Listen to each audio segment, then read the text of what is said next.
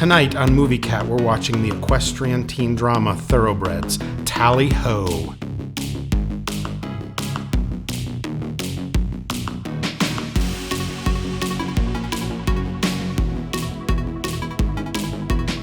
Based on his stage play, Thoroughbreds is the film directorial debut from Corey Finley. It stars Olivia Cooke, AnyaTaylor-Joy, and Anton Yelchin in one of his final roles. The film was released in 2017, but didn't hit theaters until 2018 because of a long tour on the festival circuit. Tonight I'm watching the Region A 2018 Red Ink Blu-ray from Universal. I first saw this film at the Alamo Drafthouse Theater in 2018 and liked it immediately. I was, however, quite surprised when I saw it because it is not the film that was advertised, but more on that later.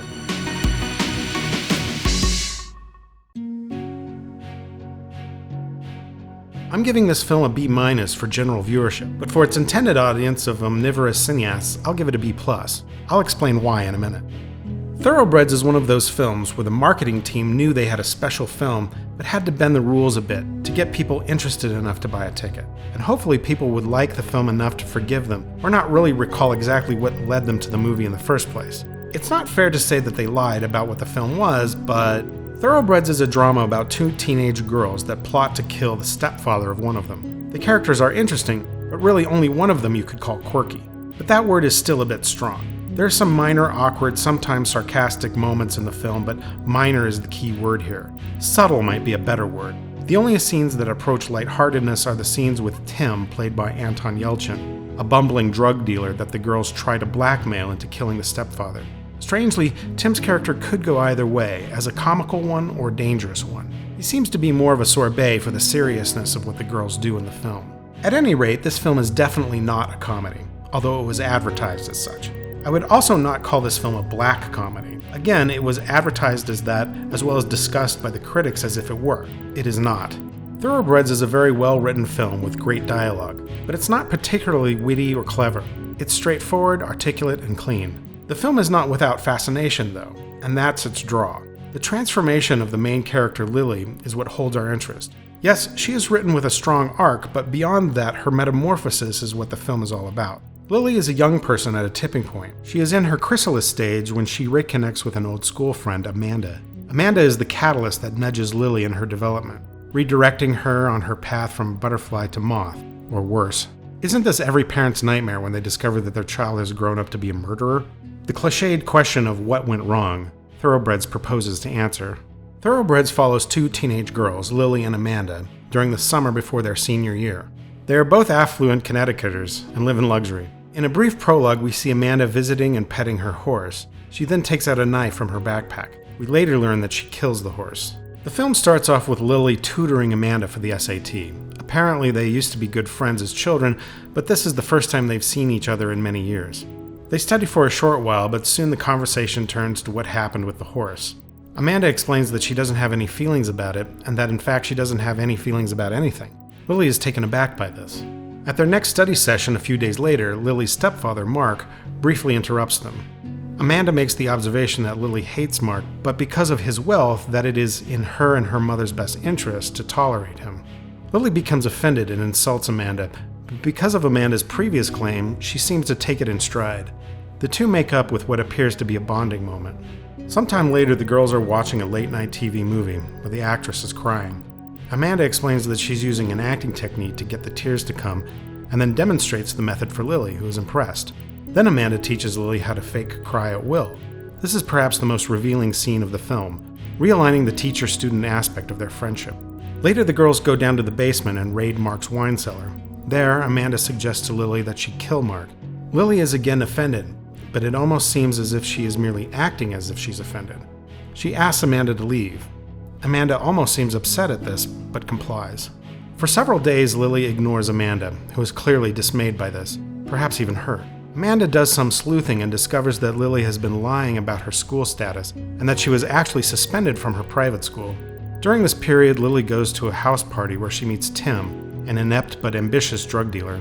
Lily finally reconnects with Amanda, and after some hanging out together, Lily asks Amanda how one might kill Mark. She says that she wouldn't kill Mark, but now it's out there. Days later, Lily's mother explains that they are not sending Lily back to school and instead are sending her to a disciplinary boarding school. This infuriates Lily, but she focuses all her anger inwards and tries not to show any emotion outwardly. Amanda is at first put off, but then helps with hatching a plan. They decide to blackmail Tim, the drug dealer, into committing the crime by tape recording him selling drugs to the girls. He is supposed to do it during a weekend when both the girls would be out of town, providing them with an alibi. Of course, the plan fails when Tim chickens out. Back at home, Lily becomes more determined as Mark becomes less tolerant of her. Lily decides to commit the murder herself and blame it on Amanda by drugging her drink. At the last moment, she backs down and confesses her plan to Amanda. Amanda drinks the drugged drink anyway, sacrificing her freedom for her friend. Lily is shocked, but commits the murder anyway with a knife.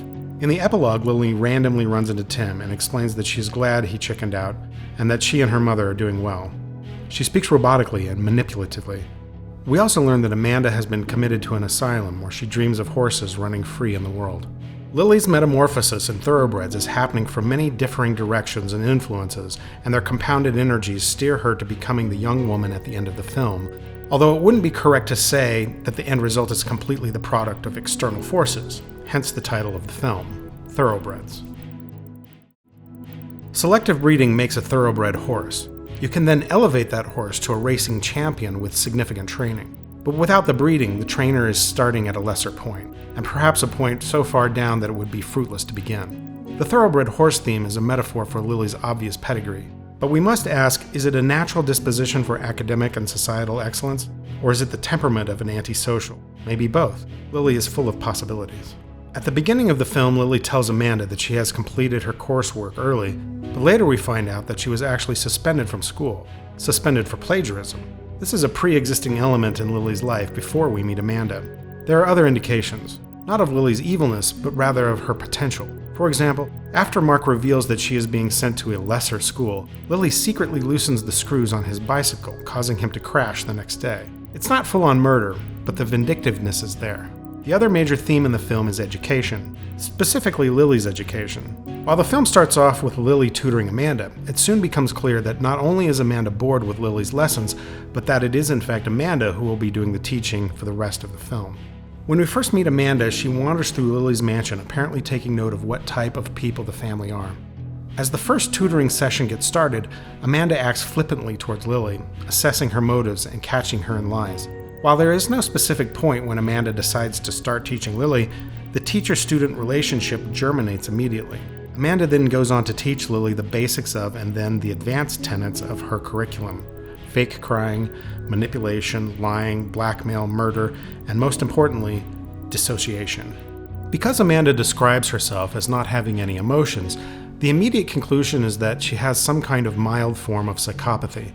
She explains how her psychologist struggles to settle on a diagnosis for her, but she doesn't exhibit psychopathy. The way she behaves is more akin to acute nihilism and perhaps depression. She is withdrawn. We learn that Amanda is an outcast and had to leave school. Her euthanizing her horse, as described by Amanda, was an act of humanity for a crippled animal, but resulted in her becoming an absolute pariah. Her new friendship with Lily is valuable to her on an emotional level. Amanda does show emotion. Slowly at first, but by the climax of the film, she demonstrates her very powerful feelings of friendship and loyalty for Lily by sacrificing her life for Lily's happiness. Amanda teaching Lily is rewarding for Amanda. The transformation of Lily goes from a high school girl struggling to gain control over the things in her life that affect her to a self-confident young woman with the ability to manipulate and control and possibly kill the people around her. She is probably in a worse place because of choosing the dark side, but that said, she is definitely a much more powerful, self-actualized person. It could be argued that the emotional states of the two girls is swapped between them over the course of the film, but because of the teacher-student nature of their relationship, it's apparent that rather than swapping, Amanda is transferring her abilities to Lily, possibly even freeing Amanda from the negativity of her nihilism. In the epilogue, Amanda describes her utopic vision of a world where all the people have disappeared and left the world full of horses that run free. That world is a happier place for her. A teacher-student relationship is basically give-take, but there is reward for the teacher also. Aside from monetary arrangements, the teacher can be rewarded emotionally. During the final shot of Amanda looking at the photo of her with Lily as small girls, she stares for a long time at it, and then a smile comes over her face. If we look at their relationship as that of teacher and student, then the reason for the smile becomes obvious: a teacher's pride in the success of her student. So why does this film deserve a B- for regular audiences and a B+ for its intended audience?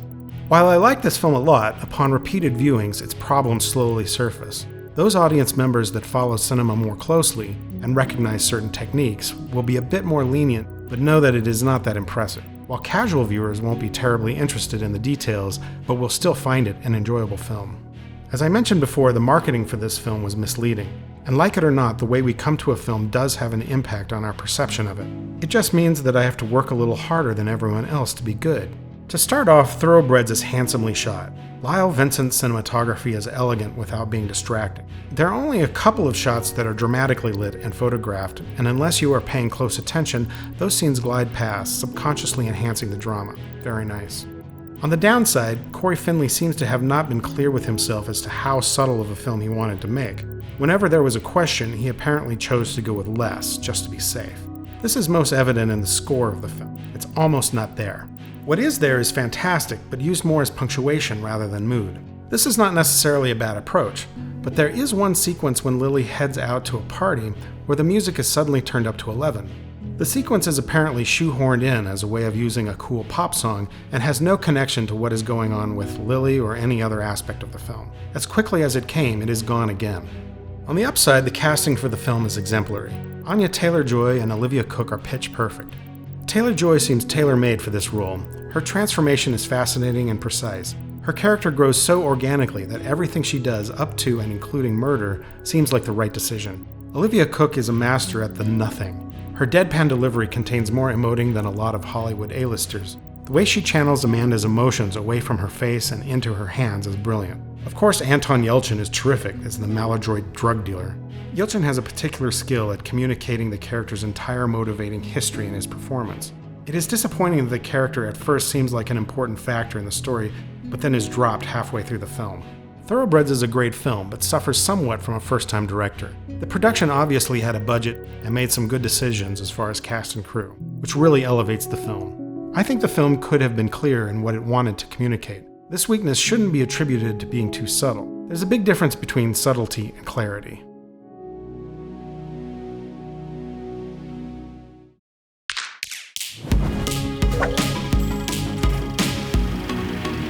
Hey movie cats, I'm just a puppet, but there are real cats out there that need your help, really. Please take some time to locate the cat shelter that is nearest to you and make a donation. And if you're in need of some love, as we all are, you can adopt a cat from that shelter and improve your life, as well as the lives of our feline friends. This week, Movie Cat is highlighting this shelter. Thanks so much for your help.